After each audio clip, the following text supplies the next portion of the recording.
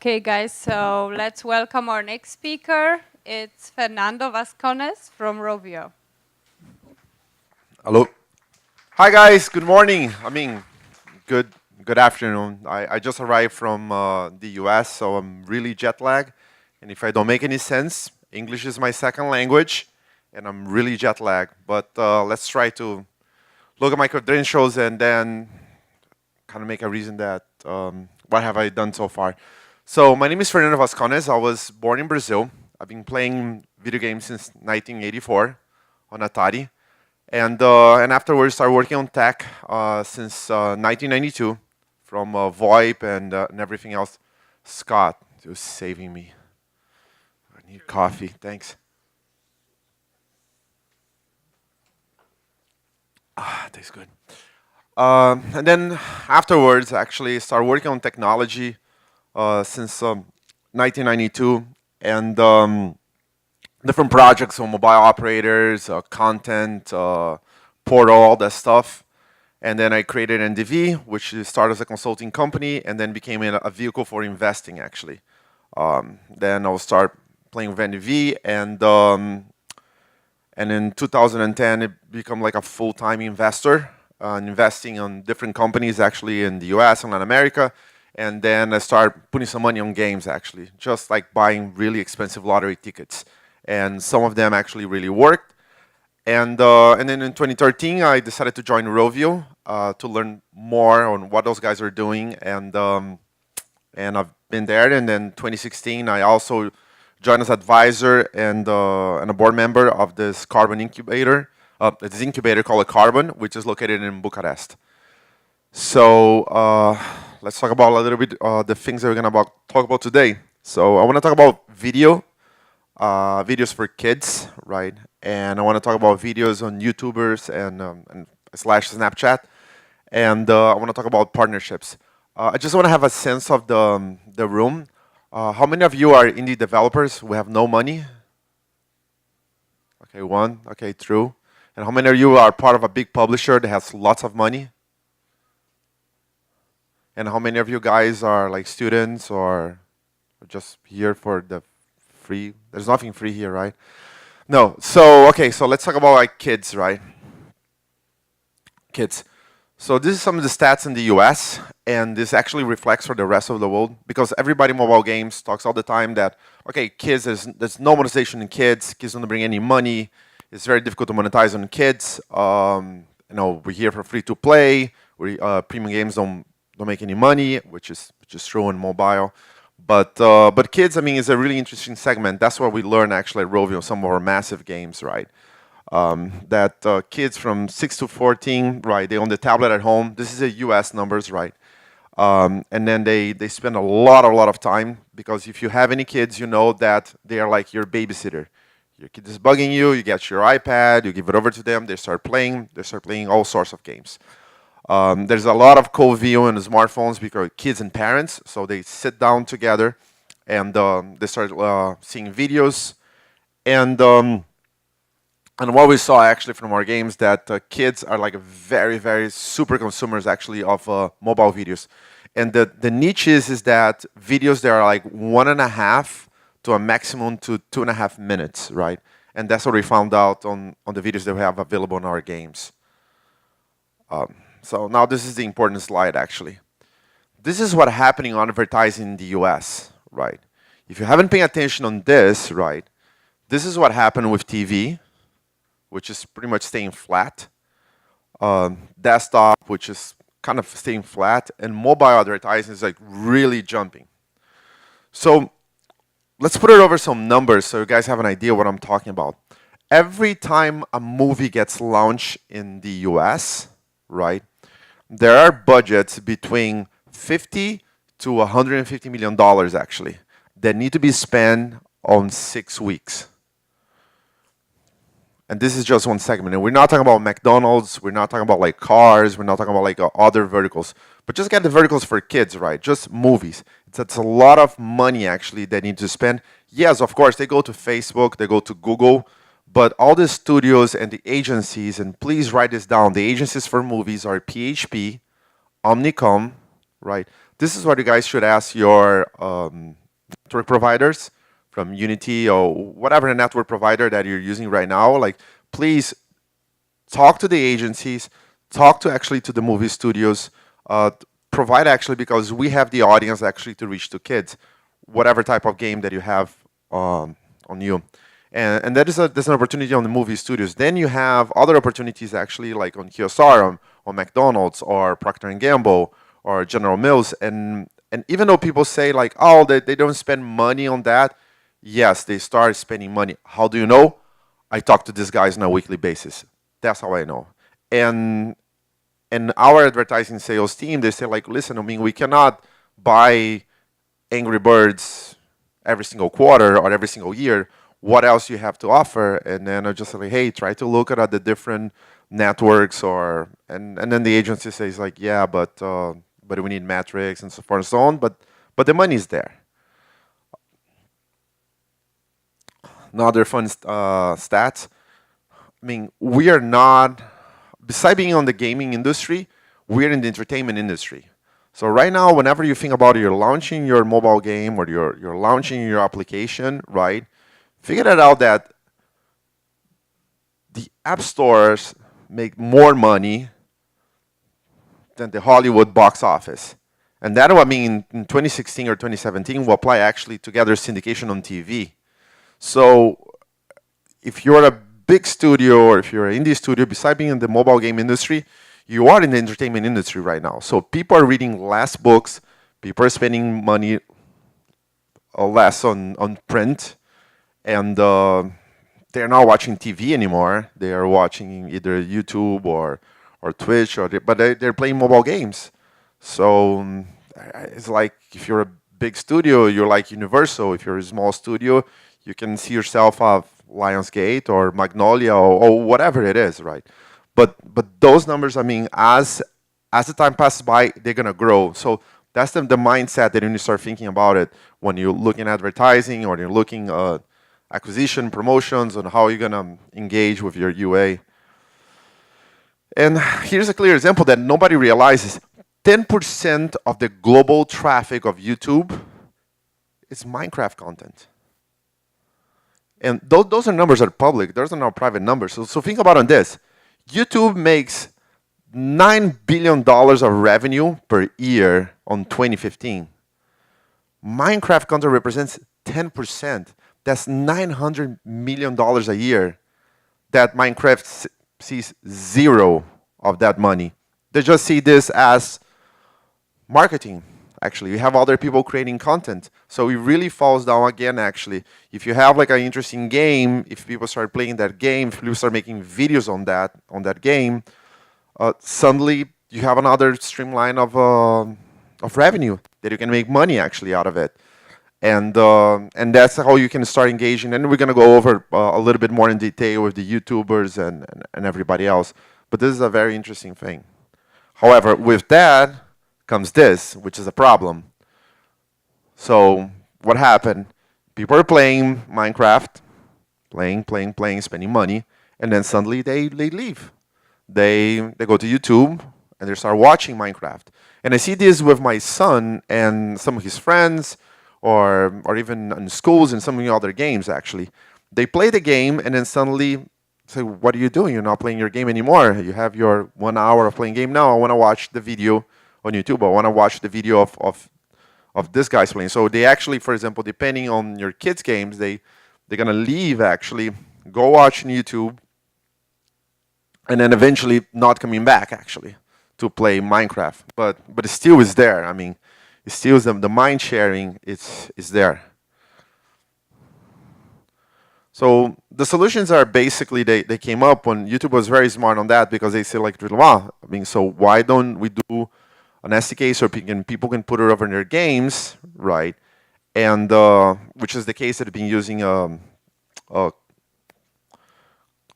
Clash Royale is using that actually with Clash Arama. Talking Tom, you see that available actually on the Talking Tom apps.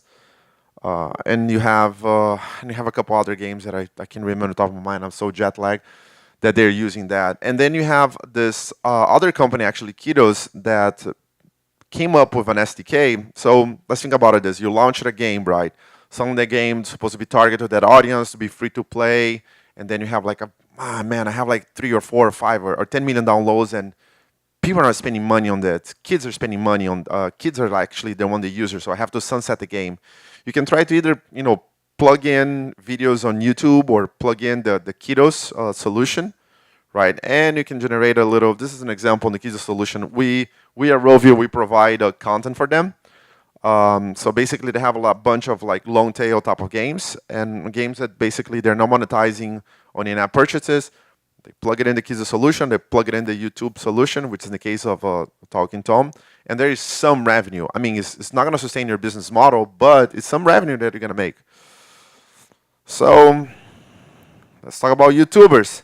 So kids are watching, playing the game, and then suddenly YouTubers, if you come back to the previous slide, actually, right? We come back to that number, the $9 billion number, the 10% of YouTube traffic, right? In the case of Rovio, we found some of these guys. They're doing crazy shit actually with our IP, but that actually turns into downloads. And how much money have we spent on UA? Zero. And when you engage with YouTubers, how much you need to spend on money YouTubers? Zero. If you are a part of an agency that are doing things for YouTubers, I'm really sorry for what I'm going to say now. Don't spend your money on agencies, by the way. Just email the YouTuber directly. If your game is fairly nice and is engaging, you can send it over. Most of the time, you just need to spend some money and have a beer with guys like that or girls or whatever is the influencer, right? And you think about it on this, that the more and more and more you're going to have these guys dominating the mind share of your of kids. And the same thing actually that's is going to happen actually with adults. That's what's going to happen with esports. I mean, and that's a trend actually. TV is dying. People see Netflix, Hulu, at least in the US. And suddenly I think some YouTubers, and you can actually do this in your region. I mean, if you're in Poland, for sure, that might be some YouTubers over here that have like a 500,000 followers, 1 million followers that you're able to reach. And if you're an indie developer, or even if you're a big developer, you can just say, hey, I mean, come to visit our offices, and then see what we're doing. And then suddenly these guys start creating content for free. And that translates actually into downloads, which translate actually on a fan base. And then if you engage more of them, which translate actually on promotions that you can do with the YouTubers. And those YouTubers, they're going to engage more and more and more with you at a zero cost. What is important for them? Content, interesting games actually, not just reviewing the game and talking, bullshit. Oh yeah, this game or whatever. But really, creating interesting content, and that's how you start engaging actually with YouTubers. And the same YouTubers. Why do I put YouTubers / Snapchat? Because the same thing that the YouTubers are doing, they're doing exactly the same thing with microseconds on the Snapchat. This is in the US, by the way. And suddenly, as the Snapchat numbers are start falling down, and as these YouTubers are not making money anymore on YouTube, because YouTube is providing certain guidelines, it opens a very interesting opportunity. If you have a game that you want to soft launch on a particular country, you can engage with that YouTuber, and it's going to be it's going to be way cheaper than you're spending money on UA. Say like, hey, let's try to do in New Zealand, test my game, this is what I'm going to do, we can do something special for you, it's going to be cheaper, and suddenly you have like zero money on UA to soft launch on Thailand or New Zealand or Australia, and you have a lot of engagement because they're not making any more money with YouTube. And you can make money, and suddenly they're going to happen the same thing with Snapchat, which Snapchat, if you see actually the latest reports, they're not making any money. So suddenly Snapchat and all the BD guys in LA, they're going to start looking actually on new ways to make money. Because guess what? The Snapchat competitors, write it down this name, Live.me, which is growing like crazy and receiving money like crazy in the US, they're already looking on sort of verticals of games, right? For short, snappy content actually to do that. And that's the opportunities that you guys can take advantage of. And that's why the issue of YouTubers. So I'm quoting Ian Livingstone, misspelled, but basically, in short, he's saying that movies and games are becoming a hit-driving business, right? Or you really make it in one or two games, or your company is not gonna survive. I mean, the surviving rate actually on indie developers is, I think it was like less than 1% or something like that on a 2 or 3 year. And you're gonna run out of most of the guys. We don't understand. They don't understand what his cash flow is, what is a P&L, and how you're gonna do your planning, how you're gonna do spending your money in UA, and suddenly have like a really nice prototype, but you don't arrive there. So in order to survive, right? If you start typing in, we spoke first actually about video of kids. Then we spoke about YouTubers with Snapchat, right? This is all very interesting if you have a game, you have everything else. But then really, in the end of the day, in the long run, after your launch phase and after your first 2 or 3 months, you gotta need money for UA. And if you don't have money for UA, you're gonna die because that's how the industry is. So then it comes down to the last slide, actually, which is the partnerships. And that's one of the things that is really available for everybody in this room. I mean, there's plenty of opportunity on the market, and nobody really wraps around actually. So like, oh, it's too difficult to talk to these guys. But these guys are hurting, right? I mean, if you think about it on the OEMs first, right? OEMs is just basically the manufacturers. I mean, you do have, let's say, Apple, Samsung, right? And then you have like the other manufacturers of mobile phones. But you have some of the guys in China. You have some of the guys that probably make phones here in Eastern Europe that are made in China and they ship it over here. And their margins are extremely thin. You're looking at 2 to 3% of margins. So if you can come up actually with solutions to your market and say, hey, I have this game, it's really engaged on my soft launch, this is my retention numbers, blah, blah, you can actually make a revenue share with them. And suddenly you can have on Android phones, 1 million, 2 million preloads. And if you're game monetized with advertising, suddenly you have like a source of revenue. So after you do the first two things, and after 3 months, you have a way that you can sustain actually your game. The same thing with YouTube competitors, right? You have these guys from LiveMe, you have Snapchat, Facebook is too big, but you definitely have portals over here that carry video streaming and things on that nature, and you can definitely engage with them on a regional actually level, on the European or like an Eastern Europe or even a global level, depending who's your audience and what your game is going to talk to. And those are some of the things that you can engage actually, and suddenly you're not going to have like a really high UA, a really high CPM on that. And then again, it comes back to the same thing with the influencers. Influencers are not making money anymore. If you look it over from a US perspective, Maker, which got acquired from Disney, fired more than half of the staff. And not because they're losing audience, it's just basically because they're not converting the numbers that were promised to advertisers. But because the influencers, the key thing is that if they don't like a product, their audience can see right away. Hello? Okay, it's working. And then the last one, I mean, the two last one is just like mobile operators, right? Mobile operators and brands. Mobile operators is I don't know how it's here in Eastern Europe, but I had like a couple meetings in Chicago recently with some MVNOs for your region over here, and they're really open actually to plug it in games as long as they have a revenue share. And say like, hey, I have 100,000 subscribers per day. How much money can I make? And so like, well, maybe not a lot, but it is something for a medium developer. It's something that you can start with. Maybe for a big developer to have a lot of money, you can go and talk to the mobile operator groups. Okay, that is more like a long cycle actually for you to close. Might take you actually a year, but once you close, suddenly you have access to 100 million users that they can do blast SMS, they can either do OTT preloads, and suddenly you don't need to spend those millions of dollars actually in UA.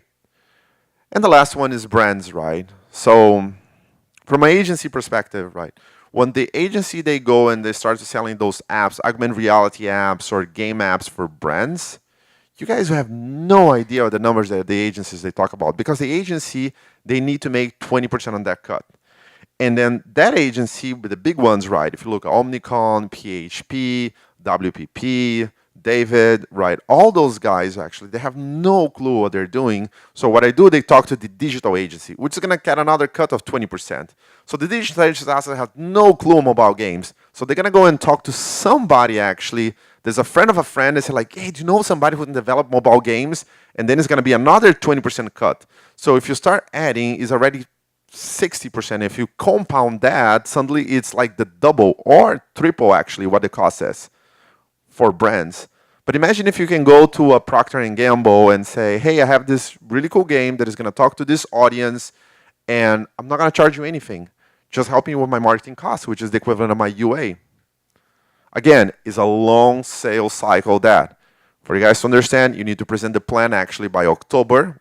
Any agency globally, if you want to get like a $2 or $3 or $4 million or marketing money from them, you need to present the plan around August or September, so they can review around October, so you can get approval of November, and boom, next year you have $4 million actually on that.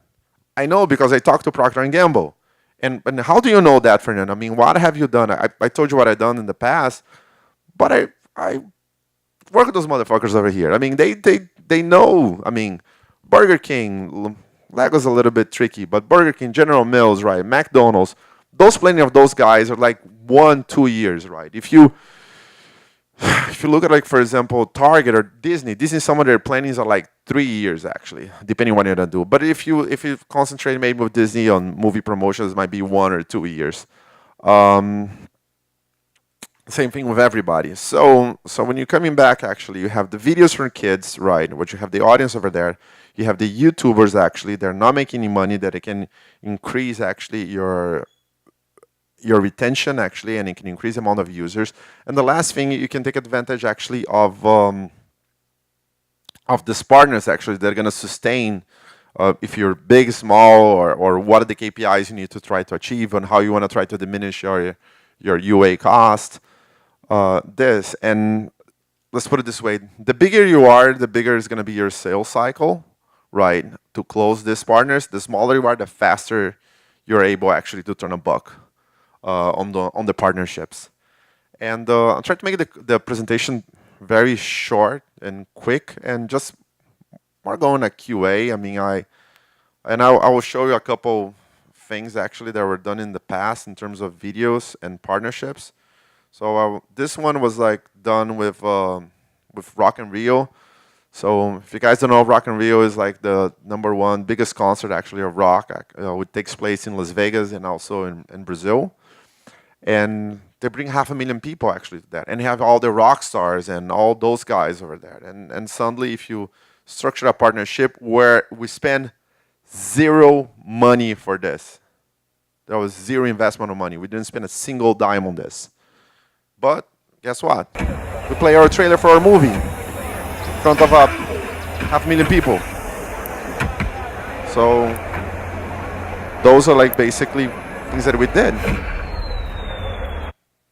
And talk about like, for example, when you start engaging with influencers, right? This is the type of stuff they ended up doing.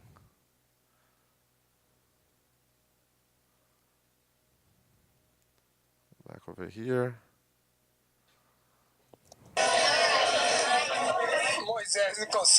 He's trying to teach the Finnish guy how to speak Portuguese or Spanish. Actually. Repeat after me. Sabe o que ela quer? Kölkön. Again. Sabe o que ela quer? Eli nämä kaverit ei selkeästi pysty juomaan. Repeat after me. Repeat. Sabe o que ela quer? Kala quer. So if you identify these guys early, actually, these guys right now, they have 2 TV shows actually in Latin America. They reach over 20 million people. How much did we spend on money on that? We spent $2,000 actually. Because they say, hey, it's Angry Birds. I mean, we like to throw shit and it's interesting.